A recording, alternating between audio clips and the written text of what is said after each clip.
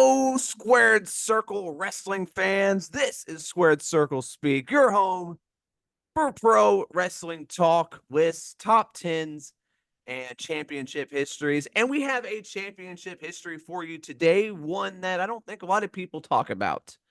I am Ryan. With me, as always, is Nathan. And today, as you can tell by the title, we are talking the WWF Light Heavyweight Championship. Now, this title is very unique. It was actually started in 1981 due to WWF having a business partnership with the Universal Wrestling Association out of Mexico. So we will start there. It then jumped over to Michinoku Pro Wrestling and New Japan in 1995 when UWA folded, and then it eventually made its way over to the WWF. So, well, we have a lot to get to. And for a title that was around from 1981 to 2001, there's only 45 champions. A lot of long reigns here, or either long reigns or long vacancies. We shall find out. We shall find out. Before we get into it, I liked the design of the Light Heavyweight Championship. I always thought it was a cool looking belt. Too bad WWE didn't know what to do with it. So yeah, we'll get into it as we go on. But yeah, they didn't. They should have just went by what WCW did with the cruiserweight belt and just. They were, what's weird about the light heavyweight titles, they never made any stars out of it except for like two people. Yeah, and that's kind of weird. Usually WWF was the one that was good at that. Apparently, the weight limit for the light heavyweight title was 220 pounds. That's honestly, that's pretty big for a light heavyweight. Wasn't the cruiserweight? That's like Dolph Ziggler size. Wasn't the cruiserweight like 210 or something? 215? I think the cruiserweight was 220 also. Yeah, I think it was because you had guys like Eddie Guerrero and like La Parka fighting for the cruiserweight title. There is no way in hell, by the way, that La Parka was a cruiserweight. I'm just gonna throw that out there. He was, but yeah, he was like 250. All right. So let's get to this title history here. I do not have the first title was, it was originally in 1981 at New Japan Pro Big Fight Series. Perro Aguayo defeated Gran Hamada in a tournament final. I do not have that whole tournament, so I don't know who else was in it. I cannot find that. But Perro Aguayo was the first ever WWF Light Heavyweight Champion. Remember, this was in the UWA back in 1981. He would hold it from March 26, 1981 to September 25th, 1981. For a total of 183 days. He would lose it to Fishman at a house show for Hollywood Wrestling. Now, wait a minute. Was this the precursor to Shark Boy? Yeah, it was Shark Boy's. Yeah, Shark Boy's dad. Was this Shark Boy's dad? Have we discovered Shark Boy's dad in this random title history? I'm just Fishman. Fishman would hold on to it for 15 days. Thank God. He would drop it back to Perro Aguayo on October 10th, 1981 in Los Angeles, California. Perro Aguayo would hold on to it for 8 days before dropping it to gentleman Chris Adams. Hey, you know that guy. Chris Adams won it in Mexico City on October 18th, 1981. He would hold on to it for a total of 56 days before dropping it to Perro Aguayo on December. Chris Adams is the guy that taught Shawn Michaels the super kick, supposedly. And he's the guy that trained Stone Cold. So yeah, so I have a feeling that Perro Aguayo was probably booking UWA. It's seeming that way. just a hunch. Yeah. Because he's already a 3-time champion, and it's still the first year. We haven't even made it a year yet. Yeah. Perro Aguayo would hold on to it for 129 days. He would drop it to Gran Hamada at a New Japan Pro Wrestling house show in Tokyo, Japan. Gran Hamada would, on April 21st, 1982, he would hold on to it for 130 days before he dropped it to Perro Aguayo. Perro Aguayo, this is his 4th reign. He won it back on August 29th, 1982 at Mexico City, Mexico. He would drop it to Villano 3. Villano 3 would hold on to it for... Now, there's no guarantee here Which that Villano? Volano 3 is one of the Volanos that was in WCW back in the day. I Because have no idea. I'd like to think so, just so I'd say, hey, I knew that guy, but not. Probably not. I doubt it. This was 1981. I doubt it. 1983. I doubt it was the same guy. That was it. I mean, he would have been old as shit in WCW. True. I mean, so I doubt it was probably the other people. Villano would hold on to it for 140 days, and then he would drop it back to Pero Aguayo. This is Pero Aguayo's 5th reign. We're 2 years in here. He won it on August 7th. Pero Aguayo this time would hold on to it for 254 days before dropping it back to Gran Hamada at UWF opening series in Tokyo, Japan. Gran Hamada. Getting into some Japan here. Gran Hamada would hold on to it for 33 days before he dropped it to Villano 3. Now, this reign is insane. Villano 3 would hold on to that belt for 826 days. Holy hell. He held on to it from May 20th, 1984 to August 24th, 1986. Wow. He eventually lost it to Fishman, who has his 2nd run with the title. All of these titles took place in Mexico City, by the way, so that's why I'm not saying where it's at. Fishman would hold on to it for 122 days. He would drop it back to Pero Aguayo. I'm going to go out on a limb and say that Fishman may sound cooler in Spanish. I mean, probably. I don't know what that translates to. But goddamn, it's got to be better than Fishman. Yeah. Maybe not. Maybe it's just Fishman. Fishman would hold on to it for 122 days. Like I said, he dropped it to Pero Aguayo. But then he held it for 130 days. But then the UWA forced Pero Aguayo to relinquish the championship after a title defense against Villano 3 ended in controversy. I'm not sure what kind of controversy that was, but we have our first vacated on this list.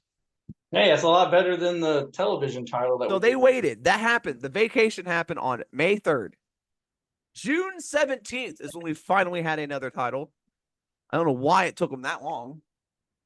I guess I just maybe didn't have another show. I don't know. But on June 17th, Villano 3 would beat Pero Aguayo in a rematch to become the new champion. Villano 3 would hold on to it for 109 days before he lost it to Rambo. Oh, Rambo? Now, I cannot find any information on Rambo the wrestler, so I don't know who this guy is. I don't know, but I'm going to tell you right now, I got an image in my mind that I can't get out. So I'm going to assume that I'm guessing he's dressing up as Rambo, dude. He's got to have the bandana and everything. I found a guy that wrestled as Rambo in Canada, but not in Mexico. So I don't know who this guy is. Interesting. It might be the same guy, I guess. God, I hope so. But does he look like Rambo? Nah, not really. He was in the Truth Commission in the WWF, though. What a letdown. Actually, he does. There's a picture of him in like really old, and he's dressed like Rambo, and it's fucking hilarious. Anyway, so Rambo won it. He held on to it for 281 days. Really? Yeah, he would drop it back to Villano 3. Villano 3 starting to rival Pero Aguayo here for titles. Villano 3 would hold on to it for 399 days. On August 14th, 1989, Sangre Chicana would beat Villano 3 to become the new champion. He would hold on to it for 62 days. He would drop it back to Pero Aguayo on October 15th, 1989.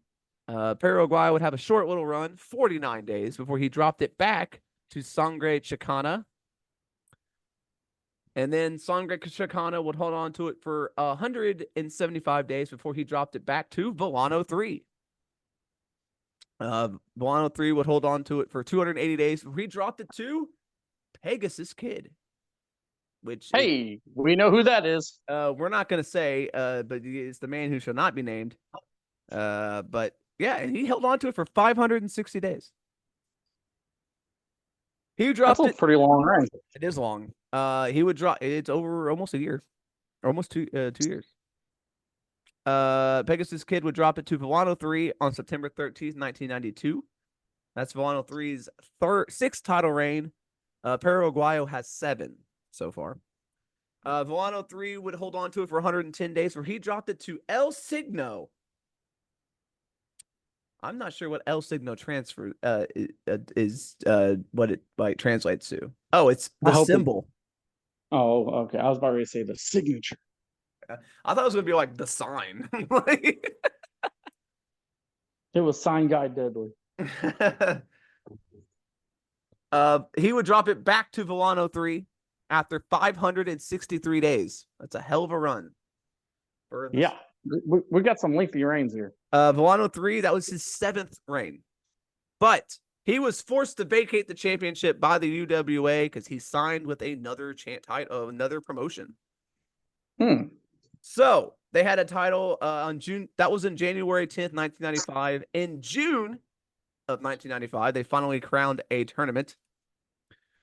Arrow Flash would defeat the King. That's all it says is the King in a tournament final. I don't know if that's. I'm assuming that's not Jerry Lawler. Let's hope not. Could you imagine Jerry Lawler being a light heavyweight champion? I mean, 220. He may have been there at one point in his career. Early. Possibly.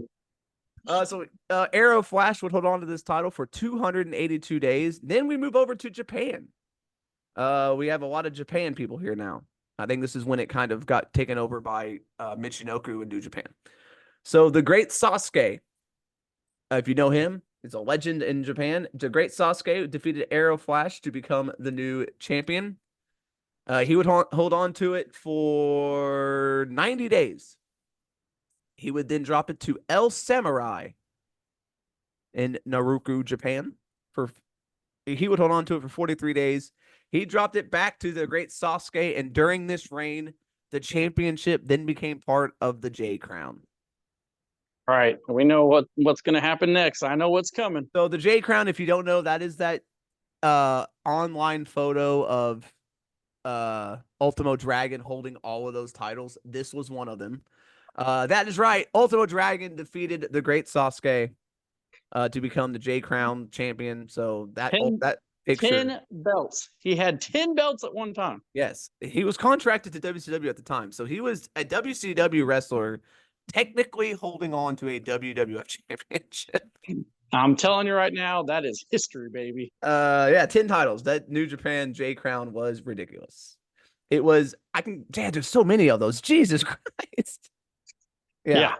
A lot of titles. Ultimo Dragon would then drop it to Jushin Thunder Liger after 85 days. Jushin Thunder Liger would have a 183-day reign before dropping it back to the El Samurai. El Samurai would have a 35-day reign before dropping it to Shinjiro Otani. Otani would hold on it for 87 days. But then on November 5th, the J Crown Championships, with the exception of the IWGP Junior Heavyweight Championship, were vacated to return to their home promotions, including the WWF Light Heavyweight Championship. So Otani was the final wrestler in New Japan to hold the title before it was returned to the WWF, where then they started promoting it as their own championship. Now, I do not know. I'm sure the title didn't look the same. I'm assuming WWF made a brand new championship when they brought it did not look the same. Yes. Yeah. But so then we had a tournament that took place over a few weeks on Raw. Aguila, which is S.A. Rios, by the way, defeated Super Loco in the first round, which is super crazy. Takamichi Nuku defeated Devin Storm, which was Crowbar. Scott Taylor, which was Sky Tuhati, beat Eric Shelley, and Brian Christopher beat Flash Flanagan. In the second round, Taka beat Aguila. Brian Christopher beat Scott Taylor because Scott Taylor forfeited. Well, that's just lovely. They were a team. And then in the main event at D-Generation X in your house, Takamichi Nuku defeated Brian Christopher to become the first recognized WWF Light Heavyweight Champion. He would hold on to that belt for 315 days.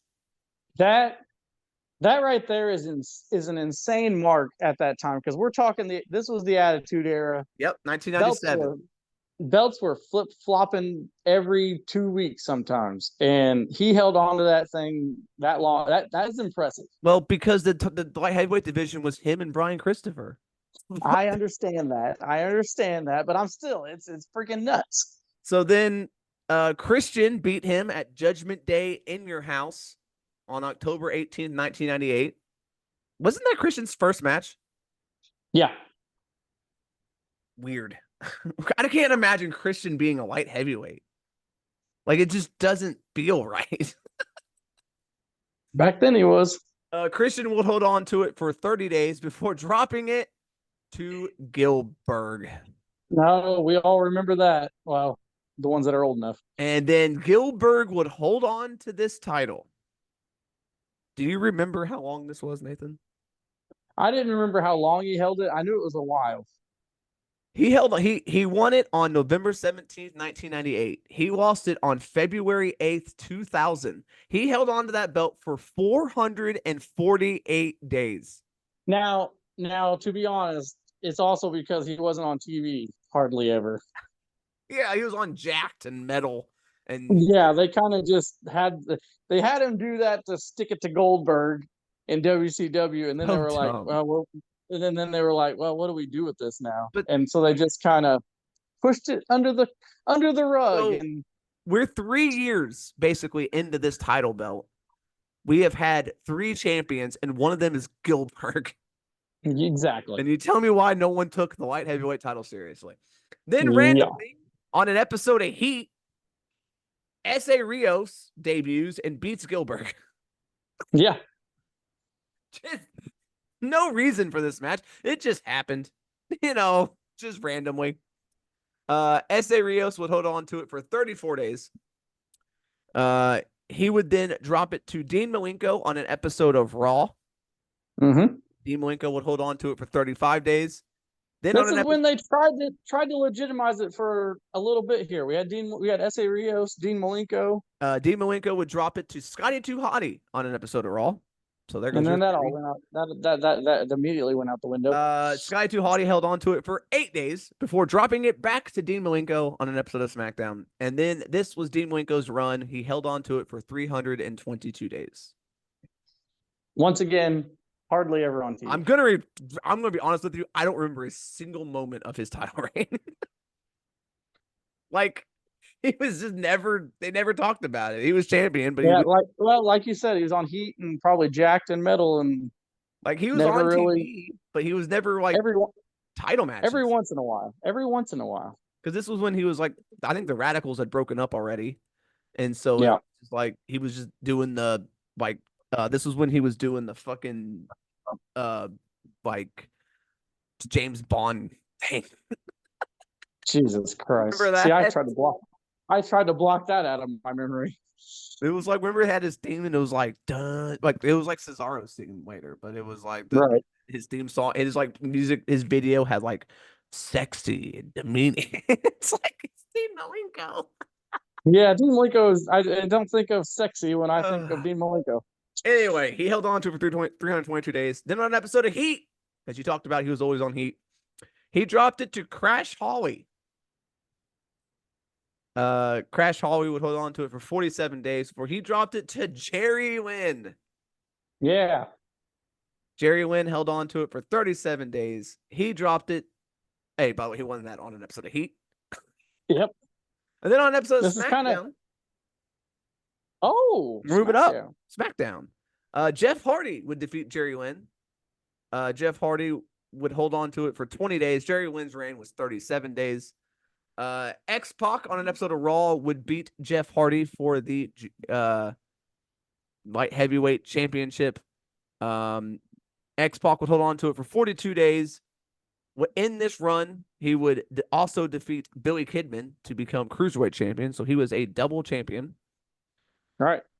He would drop it to Tajiri After 42 days on an episode of Raw, the Cruiserweight Championship was not on the line. So Tajiri is the the light heavyweight champion. And then at SummerSlam, X-Pac, who was the reigning Cruiserweight champion, would defeat Tajiri to regain the light heavyweight championship.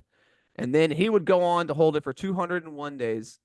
And then on Survivor Series, he won a title unification match against WCW Cruiserweight champion Tajiri.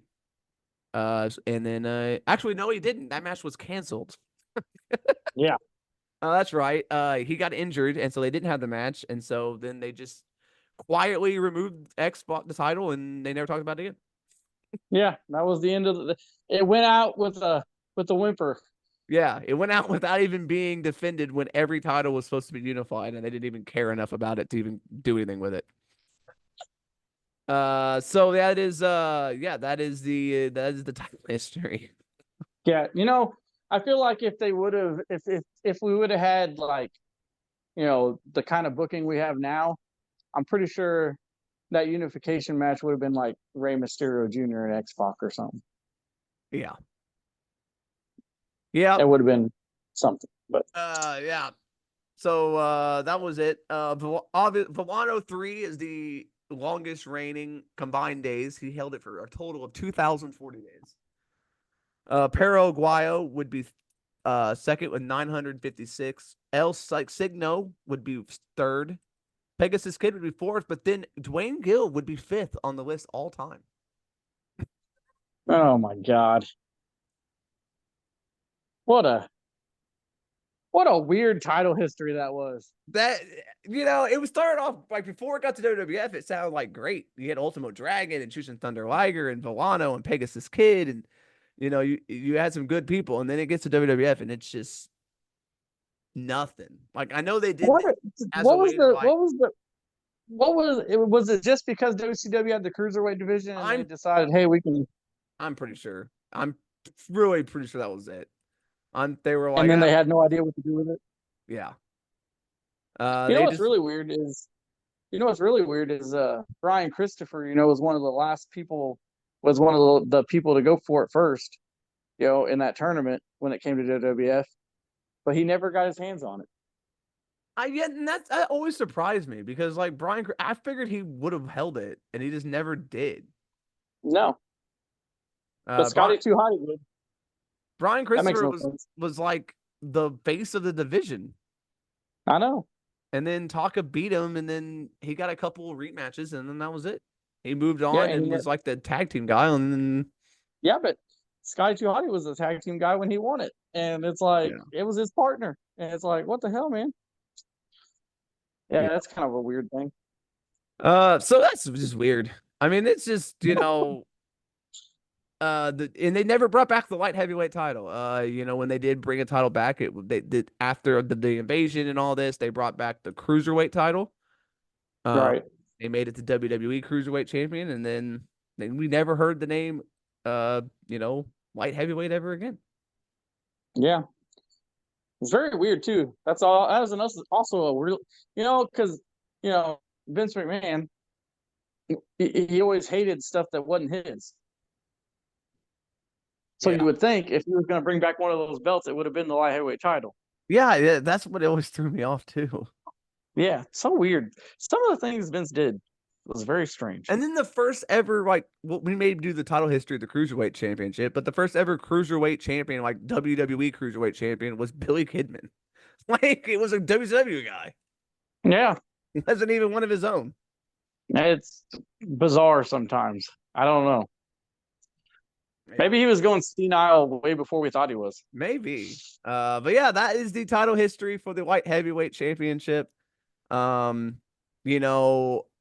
really didn't know I knew it was in Japan and stuff before. I didn't realize it was around since 1981. I always thought it was just in Japan for like a few years and then it went to WWE. I didn't realize it was in Mexico first. But yeah, weird title history. See, people talk about the Forbidden Door. This shit was happening in the 80s. Exactly, yeah. We had working agreements back then. No one talked about it because they didn't mention it. I know they never So mentioned I it. want to know, was it called the WWF Light Heavyweight title when it was being Yeah, defended in other yeah, companies? yeah. It was. That's so weird. Why? It is. It is very weird, and it's weird that it never like it was always called that, and it's like, did Vince just forget that it was a thing? Probably. And because like, how is it defended with that name, all these other places for all that time, and he never like brought it in to have a match every once in a while, or he never, Yeah. they I never mentioned guarantee it. you what happened was it was like he did that working agreement with the intention of doing it, and then he forgot about it. And then in 1997 they sent it back because the J Crown, was Yeah. vacated. And then they were like, they got word, hey, we're gonna send this back. And they're like, oh, well, we should probably do something with this then. And so then they started making the tournament because it was November 5th when they sent it back. The tournament started November 3rd. So it was like they Yeah. they were probably like, okay. And so they brought in just guys from Mexico that no one, and Devin Storm, like Crowbar. Like, That's crazy. you couldn't have put X. Well, he wasn't. Was he back? No, he wasn't back yet. No, he wasn't back yet. He came back in 98. I guess that's why. Like 1997 WWE didn't really have much of a light heavyweight roster. Yeah, but you think they would have signed some guys and made something? I don't know. It's just weird. Yeah, and I think that's why this title failed was because it was brought back on a whim without much thought put into it.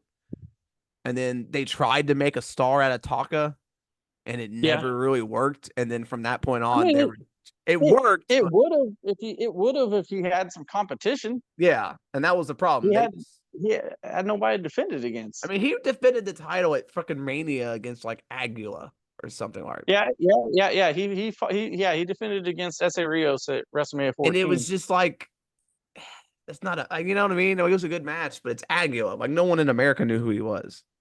Right. And they didn't have a story heading into it. It was just a match. So Yeah, it was AEW. yeah, this title was doomed to fail from the moment it was pretty much. This title was doomed to fail, but I always liked the Dwight Heavyweight title. I always wanted them to do more with it. Yeah, they could have, they should have, but there's a whole lot of coulda, shouldas in the world Yeah. of wrestling. Let me tell So you. in the comments, let us know who was your favorite WWF Light Heavyweight Champion. And if anyone Yeah. says Gilbert, I will be very, very disappointed. All right. I think that's going to do it, Ryan. Yeah.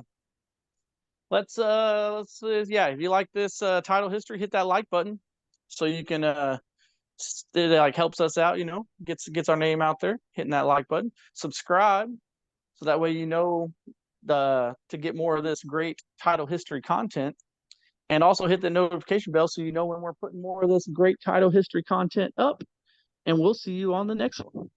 Coming up, the next two videos of the week, we're going to be doing the best SummerSlam builds of all time, which could be pretty exciting. And we're going to be doing a little indie talk. We don't do that very often, so stay tuned for that.